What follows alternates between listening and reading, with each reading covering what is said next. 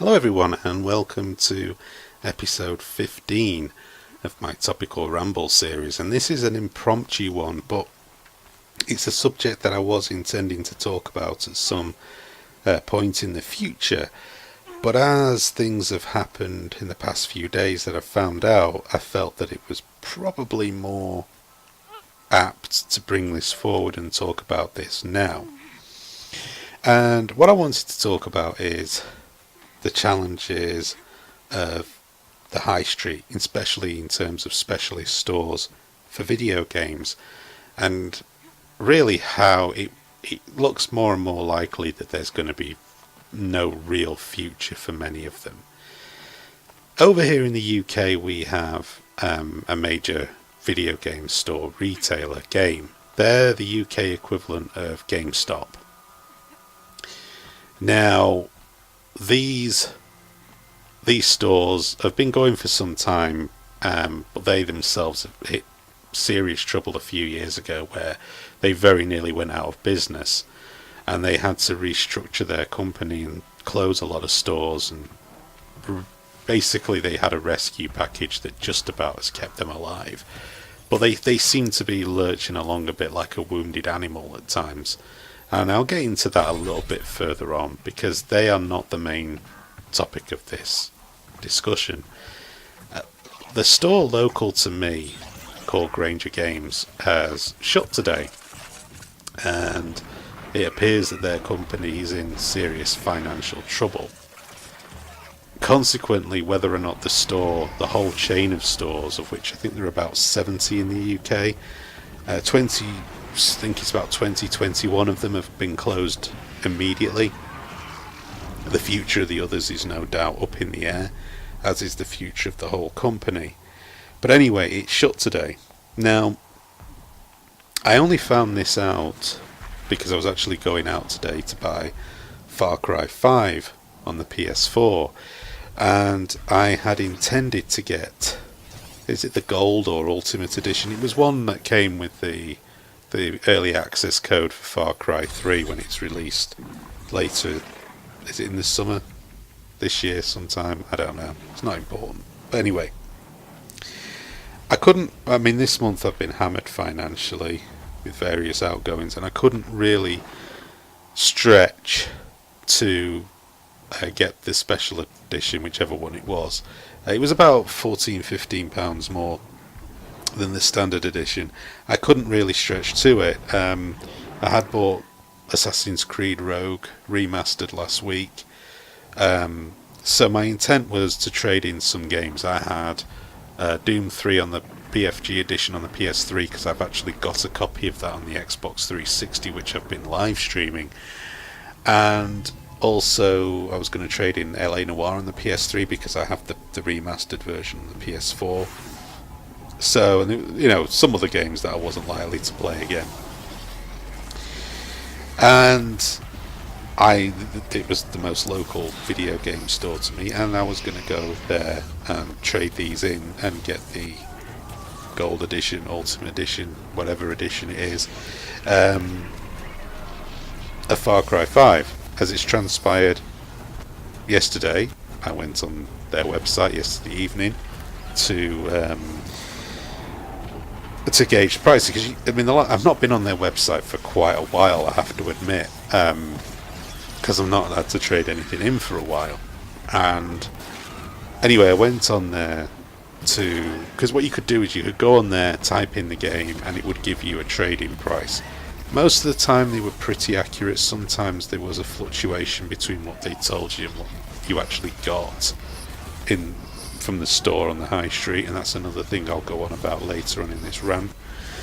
But overall, you got an approximate idea of how much you were likely to get in the trade-in, and I thought, well, if I can get in and around that area, maybe if I can get as much as £10 on the trade-ins, I'll go for it. I can stretch an extra £5, but as it transpired, I clicked on their website and was confronted by a 404 error. So I thought, well, this is unusual. So I went through all the usual bump, clearing the cache, all sorts of things, tried a different device, still couldn't get on their site. was still coming back with that error. And so I decided to leave it. I thought, well, maybe the website's down. Maybe they've got an issue and what have you. It can happen. And so I left it. And this morning I tried again and was confronted with the same error. And I thought, right, this is odd. Like, in all the years that I've dealt with them, I've actually never known their site to be down. Maybe it has been at certain points, but I've never actually seen it be down. And so I thought, well, I'll check their Twitter. Maybe they're tweeting out that they've got ongoing issues or something. I noticed that they hadn't tweeted for a number of days. And I thought, well, this is very unusual, because they tweet numerous times on a daily basis, because their Twitter answers customer queries with regards to orders and stuff. So I thought, right, now this is odd. So we're either looking at somebody's taken their site down and maybe hacked them and they've had to delete a stack of tweets or whatever, or more than likely something serious has gone on. And so I don't really follow gaming news as closely as I used to. I happened to notice that there was an article on a particular website which had said that Granger Games were in financial difficulty, that their backers had pulled out, and that they were going to struggle. And I thought, well, this doesn't look good. And then there was another article, that was last week, and then there was another article that was from this morning, I think, it's either this morning or yesterday morning, that had said that they've closed 21 stores effective immediately, one of which was the one that I normally go to, the local one. So I'm like, okay, that's not good. That isn't good at all. I was starting to think something severe must have happened to them, but yeah. And I thought, well, that's great, because the next store that I use is Game, and they're quite a considerable distance away. They're not local to me. Where I live, they're quite a distance. It's not a particularly pleasant drive to get to them as well. So, I mean, I used to shop there for years, but I actually used to work up that way. So I used to go in my lunch hour, and they were a lot better store back then in the past. But like I say, that's not the main point of this video. Well, it is and isn't, but so I thought, well, that's great. Granger Games have gone. There's no specialist game stores local to me now. In fact, the only places local to me I can get video games is 2 supermarkets and an Argos store. Argos is like a general goods store. They sell just about everything. They're a shop, but they have a catalogue front end. So what you do is you either order the stuff online and pick it up in the store, or you can order it and have it delivered to your house, or alternatively you can go to the actual store itself, browse a catalogue in the store, and then see if they've got it in stock and buy it that way. So they're not a membership company like a lot of catalogue companies you pay a membership for. They're not like that. It's just that rather than have the front end of the shop packed to the rafters with goods, they're more like a warehouse with a bunch of cashier registers stuck on the front of it, kind of thing. They are pretty good, but they're a multi-purpose, multi-general store. They're good for getting games on release, but they don't particularly carry vast amounts of varied stock, especially if you actually want to go and pick it up physically in the store. And so yeah, there's that. And so I've not got a wide range of choices. There's no specialist stores near to me now, and that's kind of sad. But it's also a sign of the times, because there is no doubt that the high street is under severe pressure, and there are a lot of high street chains that are disappearing. Now, Granger hasn't properly gone under yet. They are trying to get somebody in to save the store. They're trying to find other backers. But the difficulty with that is anybody coming in at this point, because they are a chain of independent stores, any backers coming in now are either going to want to take over the thing lock, stock and barrel, in which case they will probably become amalgamated as part of something else and cease to be an independent retailer, or they'll cease to exist, because anybody who's going to back them is either going to want to buy them and basically asset strip the place to create as much money as possible. Like I say, or alternatively, they're going to be a limited operation, because the high street is contracting. It's weird that Granger Games actually was expanding up, and I mean, a few years ago I read an article back in 2013 how they'd actually expanded, and at that time was kind of flying in the face of the general trend, because that was about a year after Game went into administration and ended up being bought out by some finance organisation or another, and they had to restructure their business. Granger Games sort of was flying in the face of that. They obviously seemed to be doing very well, and it was pleasing to see that a company was able to buck the trend at that time, and it kind of reinforced the idea that Game had been quite badly run. You now have the situation though where reality has finally caught up with Granger Games, and I don't really hold out much hope. I think the fact that they shut 21 of their stores effective immediately essentially means that they are not going to open them again, because they've kept some stores open. They've pulled the shutters down. That means they don't want to trade. They don't want any revenue. I mean, people go in and buy all the time. I was in there probably 2 or 3 weeks ago was the last time I was in there. I actually got a brand new copy of Sniper Elite 3, the special edition of Sniper Elite 3 for the PS4, for a good price in there. It's a game I've been looking at buying for some time. I've seen it on offer digitally, but I've wanted to own the physical copy. And yeah, I mean, they're gone. And I would imagine that somebody's going to go in there and take all the stock out of the place.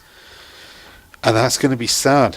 I mean, overall, I've had a pretty positive experience with them. I've had a couple of hiccups now and then, shall we say, where I've had disagreements with them in there. But 98% of my dealings with them have been perfectly fine. But they do have the issue that a lot of the high street stores, especially when it comes to gaming, have. And that is that quite often one gets the impression when you go in there is that they're always looking to try, and that there's an air of desperation about how their business is conducted. Now, what do I mean by that? Well, to me, whenever a company tries to do things that don't make sense or don't really appear to give the customer a good deal, often, that is an area where I get concerned. I've worked in finance for a few years, and I can always say that when a company starts to do things that make you scratch your head, it's usually because their back's to the wall and they have very little wriggle room, and they're trying to obtain as much capital as they possibly can to give them wriggle room. And this tends to lead to them making decisions and doing things which often make you wonder, are these companies being run by people doing drugs or something? Because it doesn't make sense. One of the things that I've always had an issue with, and this also applies to Game, but it's an issue I had with Granger Games, is that the trading prices were never brilliant. The number of times I would go in to trade a game and they'd say, oh, it's worth 50 pence, or a pound. And, it's a game, alright, it's 2, 3, 4 years old, but there's no game worth as little as that. Even if it's the world's crappiest game, its basic physical value is worth more than that. There's nothing more annoying than when you trade it in and then you look on the shelf a week later, especially as I've seen it happen before, and they're selling it for £10. That's a hell of a markup. That is one hell of a markup. So when you take that into account, you feel insulted, you feel slighted, you feel, how can this be? You've given me 50 pence and then you're selling it for £10. And when you trade it into me, you say it's only worth 50 pence because of the age of the game, yet to you it's worth £10. So what you're saying is that for exactly the same thing, my game that you gave 50 pence to me for, you're now going to make a £9.50 profit. That is a considerable profit to make off one product. It's insulting because they don't apply the same rules to you as they apply to themselves. Now, I understand the financial decisions behind all that. Like I say, I've worked in finance, I've done costings, I've prepared profit and loss projections. I know how these things work and I know how business has to work. But there's a difference.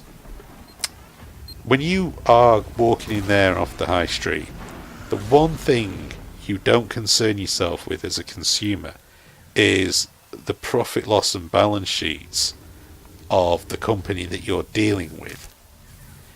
You're concerned about getting the best deal for yourself as a customer. That's your task as a consumer. See, it's a game, and you have to play the game. You can't go in there with saying, well, you've got to understand that they have to do this, this and this. No, you can't expect that of your average consumer. You see, your average consumer would go in there, be given a derisive amount for a video game on a trade-in, perhaps see the fact that they're being sold for a tenner on the shelf, or 5, 10, 15, sometimes even £20, and yet they know that they got substantially less in the trade-in, and they feel it's a slight. They feel that somebody's taking the mickey out of them, that somebody's taking the piss, and that's how you feel. You feel slighted as a customer, even though there are financial reasons in the machinations going on in the background because of that. As a consumer, you feel slighted, and therefore what are the chances of you wanting to do business with them again? Now, yeah, I was saying before, going back, I was looking to go on their website to find out what I would get for trading in Doom 3, LA Noire and a few other games, because if they were going to offer me an insulting amount, I wasn't going to trade them. It was as simple as that. I've done it before. I've got games that I would trade, but I'm not going to let them go for 50 pence because materially speaking, they're worth more than that to me. That it's insulting. I'm giving them away, and I don't want to. I could sell them on Amazon, or I could sell them on eBay for more than that, because I know people will pay more than that. I know people will pay £10 for that if I was to sell them on eBay or on Amazon, because that's what people are prepared to pay on the trade-ins.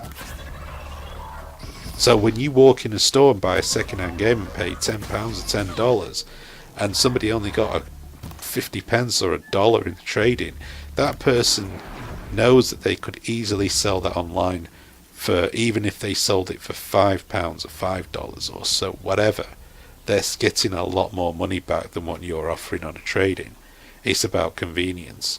So, just to clarify, I don't trade in games for 50 pence or £1. My minimum amount is £2.50. If it goes beneath that, I don't deal.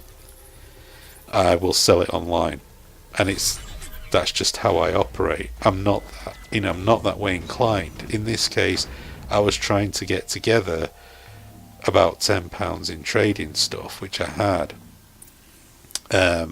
in order to try and bring the price down of Far Cry 5. And as I say, just wanted to clarify that that's how I work. But just going back, so you've got this situation where you've got customers now who feel pissed off. Are you going to go shop in that store again? No. Why would you? I mean, you feel as if somebody's taking the mickey out of you. Somebody's having a laugh at your expense, that they're insulting you.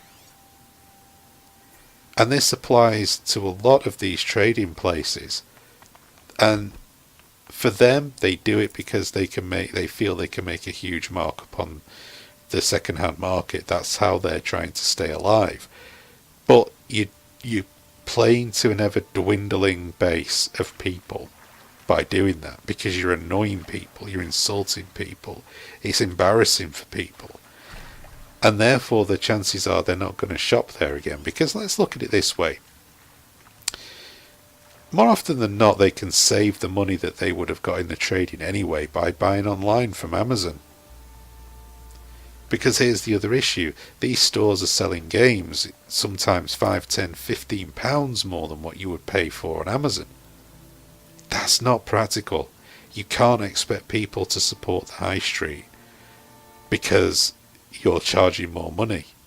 You see, yeah, you can hide behind the excuses all you like of saying, well, we've got to pay rent, we've got bricks and mortar, we've got overheads. Fine. How's that the problem of the consumer? Again, very similar to the issue of trading, value of trading. You're asking the consumer to take on board your considerations, which is nothing to do with them. You're passing on expenses onto a consumer who can buy that same product much cheaper online from Amazon. Where's their motivation? You're trying to cash in on goodwill. You're trying to cash in on somebody who would rather walk into the store and buy the product. And you're cashing in on that. That, again, is not going to grow a customer base. That's going to reduce a customer base because people are going to feel slighted. They're going to think to themselves, what's the point? I could pre-order this off Amazon. And I could probably get a better edition pre-ordered off Amazon for the price that you're going to pay or ask me to pay in store. And like I say, I am aware that these companies have overheads, in-store overheads, and so on and so forth. I'm aware of that. I'm not stupid. But customers don't care. Your job as a consumer isn't to care about the costs of running a particular store. Your concern is, am I getting fleeced by this store for paying the game? For buying the game from there. And it's not like if you pay more for the game in a store, then more of that money is going to go to the developer. No. When it's a price differences like that, all of the money goes into the pocket of that store. It doesn't have any impact at all on the publisher and the developer. When you buy games from a store, that's not what happens. That isn't the case. Quite often, the wholesalers or whoever runs the store buys the product from a distributor. The company makes money via game sales, of course, but the price difference, if you buy the game off Amazon for say $39.99 or $44.99 or whatever, and then pay $49.99 buying it from a high street video game store, the difference in price doesn't go to the developer, doesn't go to the publisher. That goes into the back pocket of the store, whether it's to cover costs, whether it's profit. That's how that works. It's what publishers concern themselves with is the number of units sold, not how much those units were sold at, because that ceases to be a problem for them once it's sold. So that's what you need to bear in mind as well. Paying more for a game over the odds because you're buying from bricks and mortar store doesn't benefit the publishers one single iota. That's why they want you to buy the games digitally, because they get all of the monies then. They get all of the profit. That they don't have any other worries at all. They don't really like the idea of dealing with middlemen, because they know middlemen profiteer off the back of what they do, and there's nothing they can do about it. So you have that to contend with. I'm trying to think now what I've covered here. Oh yeah, and then there's my personal favourite. So we've got out of the way that paying more in bricks and mortar is a real thing. The cost increases are real. However, you cannot expect the consumer to bear the brunt of that. You have to restructure your business in such a way as for it to remain profitable while not overly impacting the end user. Adding another couple of pounds onto products here and there is fine, but asking them to pay £10 more or £5 more is too much, because you are not offering a service above and beyond just basically putting the game in somebody's hand and taking the money off them. You're not offering anything else. So there's that. There's then the insulting trading valuations, which do upset consumers. So there's that. And then there's my personal favourite, and this is where game come back into play. So just after Christmas, I had some gift vouchers for game that I was looking to get over Christmas, and I went out and bought a new controller for my Xbox One. The one that I had with it was a bit tatty and dog-eared. It wasn't particularly great. So anyway, I got one of the new controllers that had come out. It wasn't the Elite controller. I think it was called like the Recon Tech or something like that. It's kind of a halfway house between the standard controller and the Elite controller. Anyway, I got one of those, and I got a copy of The Evil Within 2 also for the Xbox One. And when I went in there, couldn't see any controllers. They had a lot of boxes out there that said awaiting stock, or stock arriving soon, or sorry, out of stock, something like that. So I thought, well, this is grand.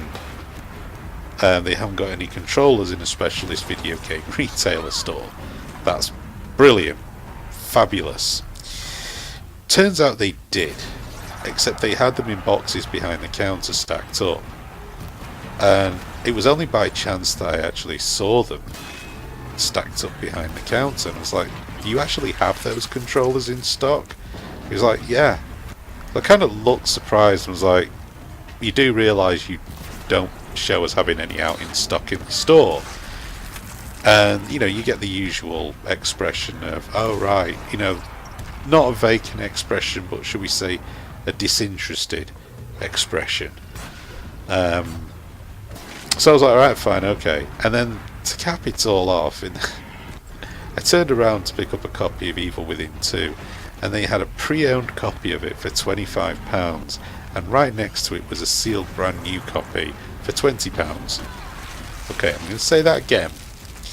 So a second-hand used copy they were asking £25 for a brand new sealed copy of the game. So it's sealed, brand new.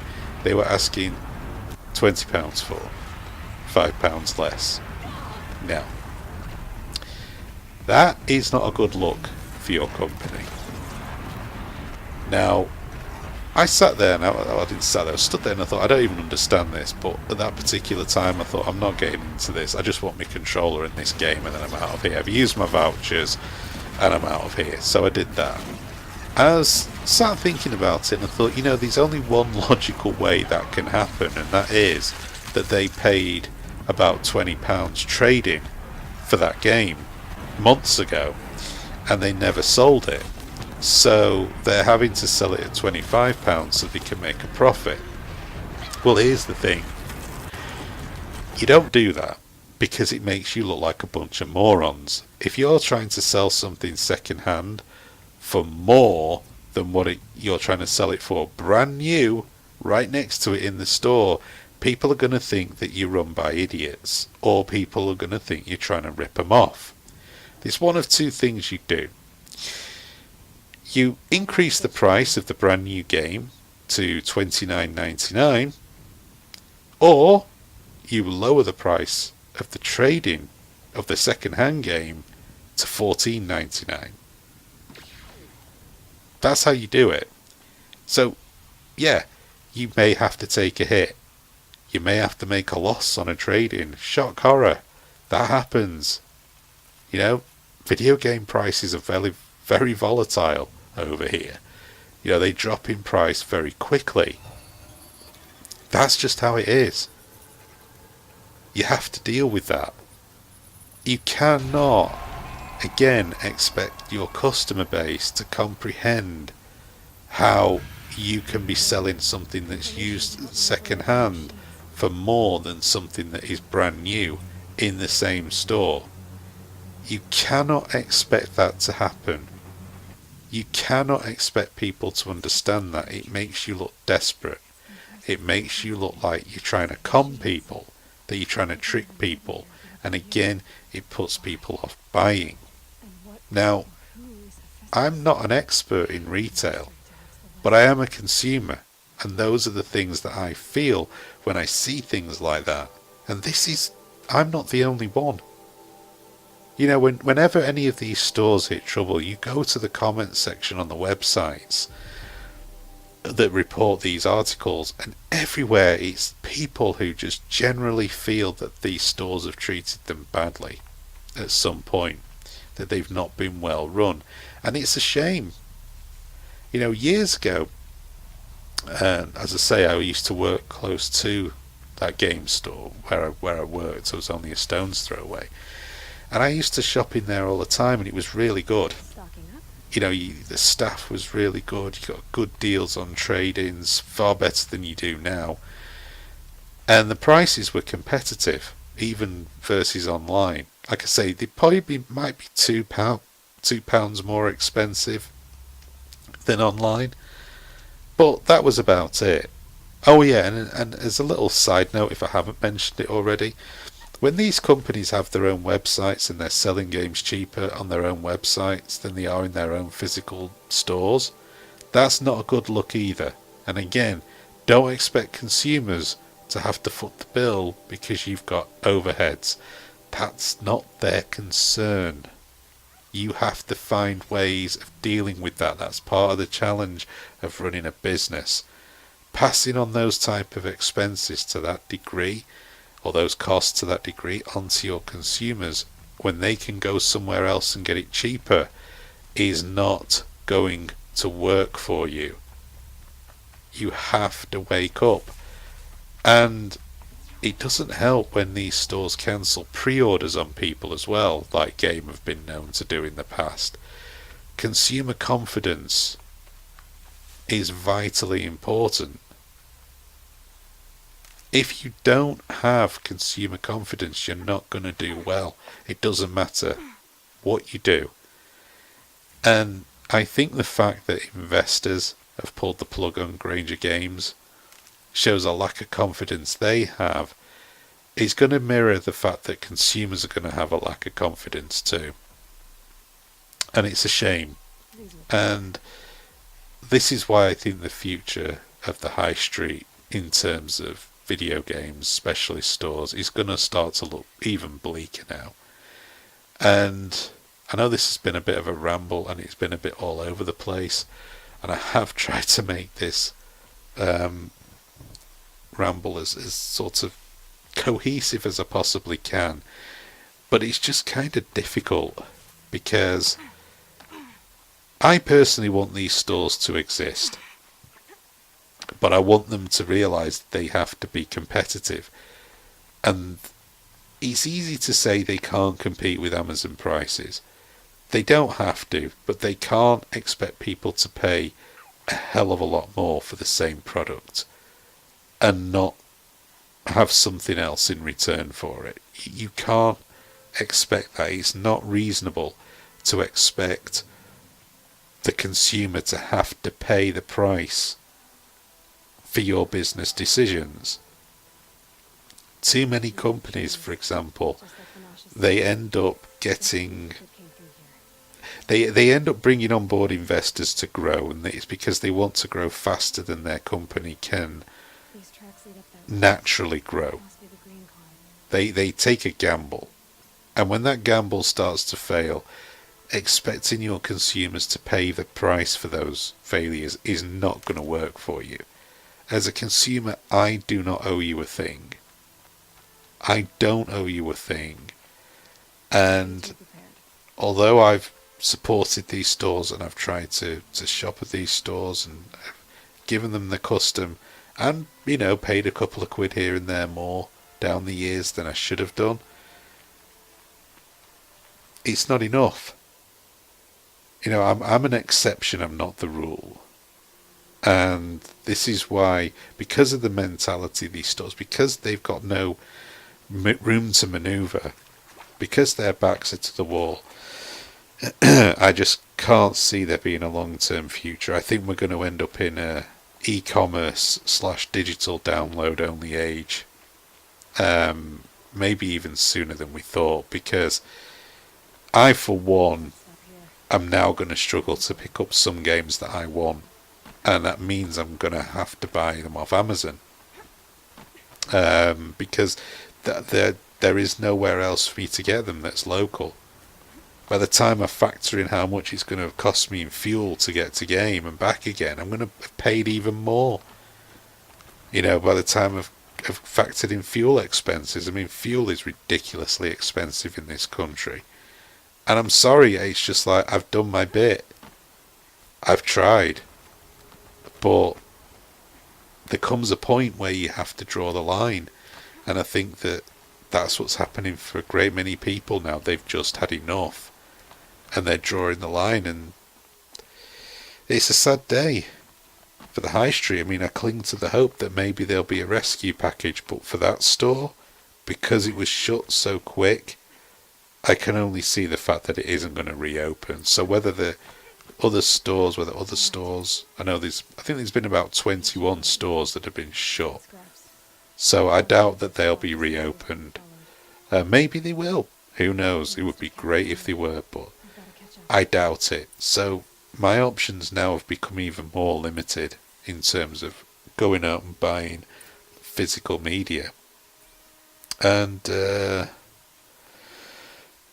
yeah, I think that's all it is. I'll probably play this back and think to myself, oh my god, am I really going to release this because it's a load of nonsensical garbage? But yeah, it's kind of a meandering ramble because I do have mixed emotions about these things, so it is a bit of a mixed message I'm sending. It's like, on the one hand, I feel like I'm saying these stores have got it coming, and on the other hand, I don't want them to go away.